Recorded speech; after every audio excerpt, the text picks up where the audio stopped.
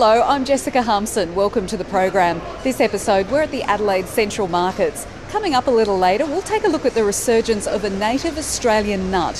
First though, blame it on the barrage of TV cooking shows or the ever-increasing focus on healthy eating. Customers want the freshest produce they can get. They want to know how it gets from farm to fork. And as Charlotte Hamlin reports, WA producers are cashing in on the trend. Welcome to Bruce and Jane Wild's family farm in Nannup, where the sheep roam freely, grazing on the lush pastures and drinking from natural springs. It's here where the Wilds produce their prize-winning sheep milk cheeses that are sold at markets in both the southwest and Perth. Yeah, you do get quite a few people come in and say they're cheesies and love cheese. Bruce and Jane's customers' tastes have refined in recent years, and the number of cheesies filing past their stalls has increased significantly. Sheep milk is between 5 and 8 times more digestible than cow's milk. Sheep milk is also cholesterol reducing. So there is a little bit of a niche market there. A couple of hours inland at Kojonup, Greg Hill has begun his daily routine at his free-range chicken farm. I never thought it was going to do what it's done. Initially we were selling only off the Albany Highway here at Kojonup, and we just put a couple of signs up and it just grew and grew. It's here in Perth's trendy upmarket restaurants where this local produce makes top dollar. Hey, hi Sam, how you doing? Good. I've got your lime for you. Lovely. Perth chefs say there's a new demand emerging for things that are a little bit quirky. Jackie Baker sells finger limes, also known as citrus caviar, to several top-end restaurants and gourmet food shops in Perth. They're actually tiny, tiny, tiny fruit with vesicles which pop when you eat them. So it's really good for chefs, particularly because they're not messy, so they're an instant garnish or an instant texture added to the dish. The limes are grown in Pemberton and fetch a tidy $40 a kilo. Chef at El Publico, Sam Ward, is a fan and he says his customers are too. He's noticed a newfound bravery when it comes to trying new things. I mean, a lot of people are a bit more clued up now. They understand there's more to food than meat, 2 veg and potatoes. It makes my job a lot easier. I can, actually cook some of the food that I really want to cook, and people are more than happy to actually try it. Yeah, I mean, we've got everything from the squidding pre-made pasta. Jo Stevenson started a business in an attempt to ride this new wave of fine food fascination. Her deli, the Black Truffle, opened in North Fremantle 4 months ago. I think people see the average Joe on the street, on these television programs cooking up a storm, and you're like, I can plate up like that, and all of a sudden everyone thinks they're an absolute guru in the kitchen. While business is booming, Jo says the unforeseen part of the challenge has been the need to study every product she stocks. I guess it's the farm to fork philosophy. People want to know that where it's come from, how it's made, what's in it, is it natural flavouring. We get questioned on every single thing that we sell here. And customers are willing to pay big bucks. Rissola is basically the most luxurious air-dried meat on the market. What are they willing to pay for that? Well, that one there is about $89 a kilo. Yeah. Out in the country, the challenge for producers is keeping up with the demand from the city. Being a one-man show, as much as I can produce sells, and I'm continuously getting phone calls to sell into restaurants, and I get the increasing pressure to up what I'm doing, but there's only so much a person can do. 4 months ago we had cheeses that were 18 months to 2 years old. At the moment they're all about 8 months old. They've gone. I still can't keep up with it. There are more than 7,500 butchers and supermarkets right around the country selling beef worth $1.8 billion a year. So how are customers to know the very best when it comes to beef? Well, as Pip Courtney reports, Australia's beef brands battled it out in Brisbane for the honour of being named the country's best steak. The branded beef sector is growing increasingly crowded as more companies differentiate their premium or hero brands. So how are consumers, whether they're confronted with a restaurant menu or a meat cabinet at the butcher or supermarket, to know which brand's the best? To find out, a team of food scientists and judges cooked, ate and spat their way through some of the country's top steaks. This year we've got 28 entries, which is a record for us. For the gold, silver and bronze medals awarded at the RNA's annual Branded Beef Awards in Brisbane to be taken seriously, the beef has to be handled meticulously. We just get the loins here, and then yesterday it was all cut up to the millimetre, the same thickness, right? So critical that they are cut to the same thickness, obviously, so we can cook them to exactly the same degree. The meat's cooked at 200 degrees for 2 minutes and 45 seconds, then rested for 2 minutes before being served. Judges award points for juiciness, tenderness and flavour. And yes, like wine competitions, they spit. We've got 28 products to judge today, and we certainly need to spit some of it out, otherwise, the palate just diminishes because your brain's telling you that you're full, you've eaten enough, and it switches off. There are 5 classes for grass-fed, grain-fed and Wagyu. For the last 3 years, marbled grain-fed Wagyu's been awarded Best in Show. The Wagyu's about texture and mouthfeel.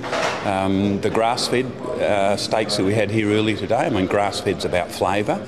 Apart from professional food judge Russell Smith, the judging panel included chefs, restaurateurs, a food critic and a rural journalist. When it came to the Wagyu class, the judges were confronted with a steak that would be at home in a Japanese butcher. It wholesales at $110 a kilo. Incredibly rich, a melt-in-the-mouth experience. I'd imagine what red wine, what Grange is to red wine, I'd imagine that this is what it is to red meat. The judges chose the country's best steak from the 5 class winners. The feeling was that this year grass-fed might just triumph. While the steaks were within just points of each other, the beef logie went to a full-blood Wagyu. Exhibited by Andrews Meat Industries. It was Andrews Meat's first time in the competition. We do a minimum marble score 8 right through to 9+, which is as high as it goes in the Australian grading system, but that particular piece was a marble score 9. RNA boss Brendan Christo hopes consumers will use the gold, silver and bronze medals to buy beef the way wine buyers use them to pick a bottle of wine.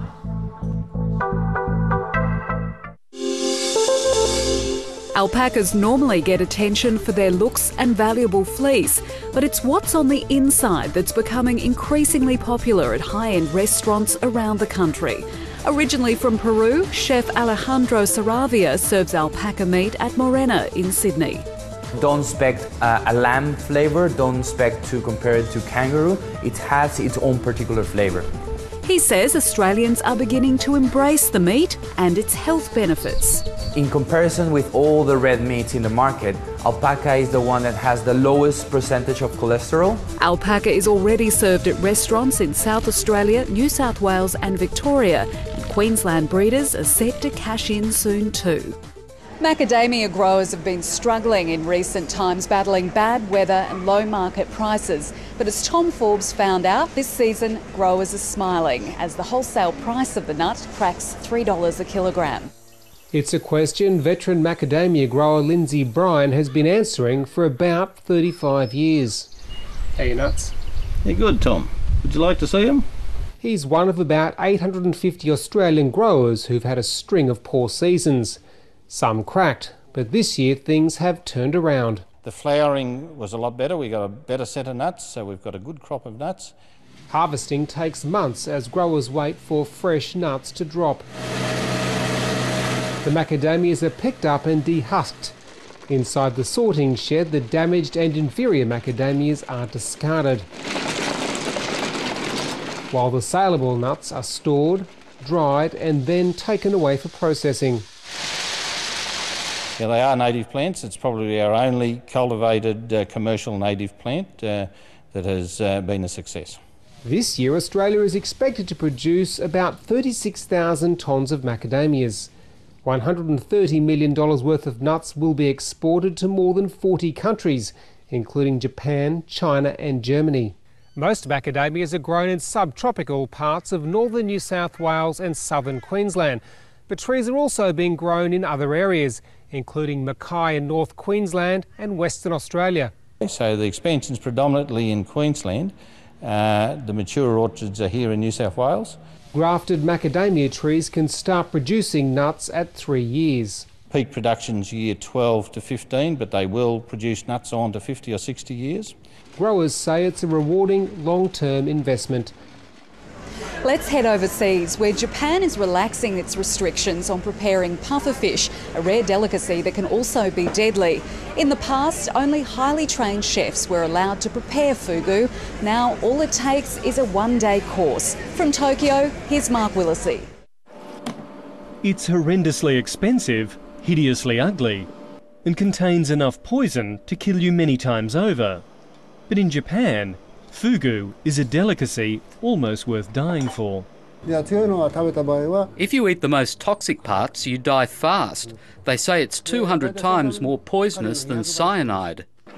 Kunio Miura has been a licensed fugu chef for 60 years. He's trained to separate the edible portions from organs such as the liver and ovaries, which contain lethal tetrodotoxin. But now, Tokyo's government is deregulating the fugu trade. This deregulation will allow restaurants, even if they are not licensed, to offer fugu to customers as long as the poisonous parts have been removed by someone who has a licence. But here in Tokyo, some see eating fugu from an unlicensed restaurant as akin to playing Russian roulette. Yes, it scares me. Making it cheaper through less regulation is fine, but not if it poisons me. Paralysis followed by death is just one reason not to eat fugu. Another is cost, with a plate of thinly sliced sashimi selling for about $100. Well, some call this dining with death, but it's time for the taste test.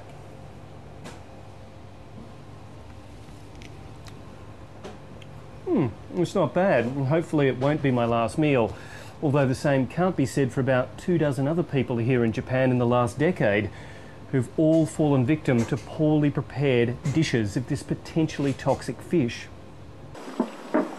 When eating fugu, it's always a case of taking the good with the bad, not to mention the ugly. That's all for this episode of The Food Quarter. I'm Jessica Harmson. See you next time.